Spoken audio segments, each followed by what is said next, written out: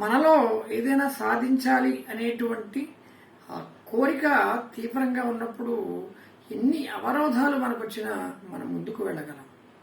ఆ కోరికే మనలో లేనప్పుడు మనకి ఎన్ని అనుకూల పరిస్థితులు వచ్చినా మనం ముందుకు వెళ్ళలేం. ఒక ఆయన కష్టపడి సైకిల్ తొక్కుతున్నాడు, ఎదురుగా లేస్తోంది, పైకి కొండ మీద ఘాట్ రోడ్లో పైకి ఎక్కుతున్నాడు, అయినా కష్టపడి తొక్కుంటూ ముందుకు వెళ్తున్నాడు. ఇంకొక ఆయన ఎదురుగుండా సైకిల్ నడిపించుకుంటూ వస్తున్నాడు.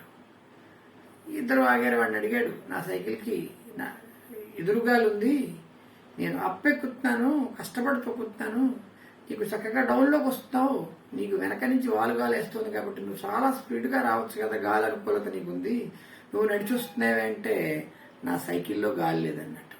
అలాగా మనలో సాధించాలనేటువంటి ఆ తీక్షణమైనటువంటి ఆ కోరిక లేనప్పుడు ఎన్ని అనుకూల పరిస్థితులు వచ్చినా మనం వెనకబడే ఉంటాం. మనలో ఆ కోరిక ఉన్నప్పుడు ఎన్ని ప్రతికూల పరిస్థితులు వచ్చినా ముందుకు వెళ్తూనే ఉంటాం. ఓం నమః బృహతికా మాత్రం.